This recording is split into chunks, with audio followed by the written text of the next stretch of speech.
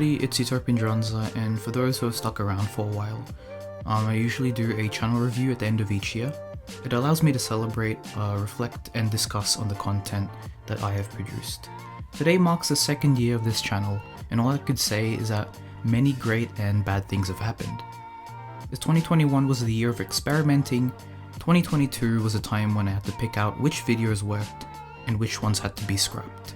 There were instances where I almost lost direction caused by the lack of motivation and pressures from my personal life. At the end of 2021, I worked hours each day for several weeks to plan what this year would bring. There was one aspect that I stuck with: quality. Many of the videos I made in 2021 were all over the place, and as a paranoid perfectionist, I believed that something was missing.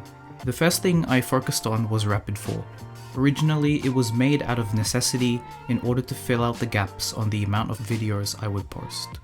At the time, they lacked uniqueness and structure. So I went and scoured throughout the internet with hopes of finding an idea that could transform these videos. And eventually it happened. The style of basically replicating a video game menu screen intrigued me, but at the same time it looked very challenging.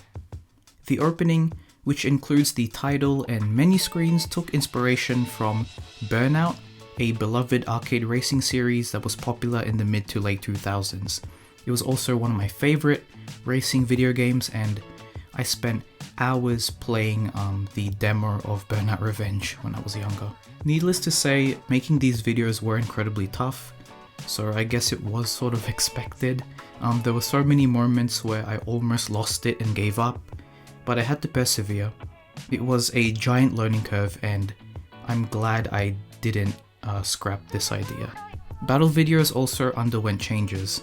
I focused on cleaning up the look of the intro and scoring system. The set was also improved. Instead of last year where I would record from my bed, I now had a designated space with a proper makeshift studio thing, plus also better lighting. Back then I would rely solely on natural light, and it was a horrible idea.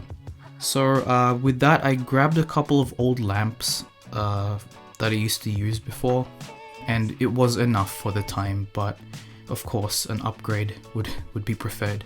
Just didn't have enough money back then. I also kept some of the same effects from last year, but I cleaned up the look. I removed the vignette from when the earthquake effect would happen. I also no longer introduced the stats at the end of each set, as it would break the flow of the video. I included the match summary instead, after the end of the battle. You'd also see that the stadium is different. I modified my current DB stadium to look like the BB10, as the previous stadium I used was a bit too small, and having proper knockouts is so much better. One aspect from my channel that has been missing this year are reviews. I am ashamed to not have made any this year, but there's a reason why. A lot of the information I took were directly from Beyblade Wiki, which is not known to be a reputable source. All I did was paraphrase a lot of the stuff they mentioned. Now, there's nothing unethical about this, and believe it or not, it's actually an efficient method for making reviews. However, it was not something I was comfortable in doing. So I spent this year learning more about competitive Beyblade, learning from others around YouTube, various Facebook groups, the Beyblade subreddit, and the WBO. By strengthening my knowledge on this field of Beyblade, I hope to produce more concise reviews that aren't just a rewritten summary of something taken online. The only part that hasn't changed as much is Beyblade Explained. I guess it was because I already did a lot of planning last year, and it was a lot more straightforward compared to everything else. But I did include more general topics to balance things out. Of course, this doesn't mean that I'll no longer cover obscure topics. Nighttime Battle Series, unfortunately, will no longer run. I will still make night-themed videos, but the series itself didn't do that well for it to continue on.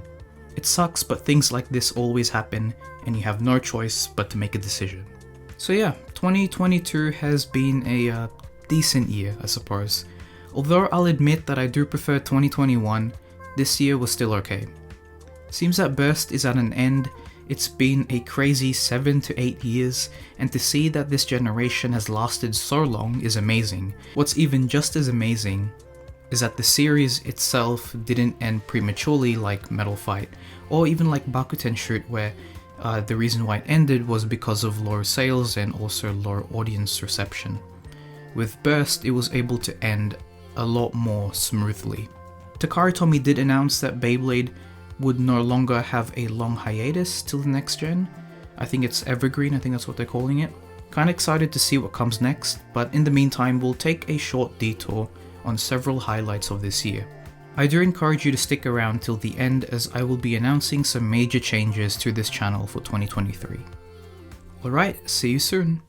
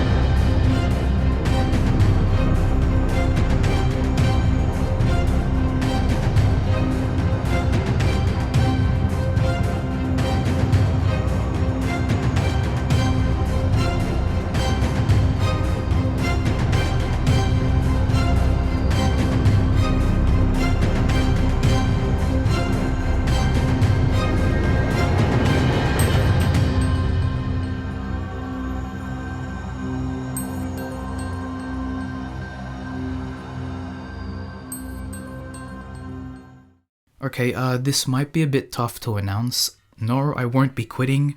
Don't worry about that part. Next year has a lot of challenges that I need to sort out regarding my personal life. And I have no choice but to put less priority for YouTube. We'll focus on the first point. Instead of uploading twice a week, it will be cut to just once a week from now on. Now what I mean by this is that consistent 1 video a week uploads. I will maybe upload 2 to 3 videos every now and then, but don't expect it to happen every single week. This year I struggled to find ideas on videos. This led me to making content that lacks substance just for the sake of not missing out to upload. This is a pretty bad thing, as well as I guess doing this sort of consumed me for some time. I couldn't really focus on some of the important stuff like Beyblade Explained, and on top of school, it was a struggle to manage time to write, produce, and edit. So posting less but consistently allows me to enjoy what I'm doing, but at the same time maintain a healthier relationship with this hobby. 2023 will have a greater emphasis on Beyblade Explained content. I did not make as many as I wanted to this year, so hopefully next year I can. As mentioned earlier, Nighttime Battle Series will no longer run, but Beyblade reviews will return. Unboxings, battles, rapid fire battles, and competitive testings will remain. And that's basically all for today. I'm very curious to see what is next for the channel, but also Beyblade in general. I do hope that all of you enjoy the new year, and as always, see you in the next one. Take care.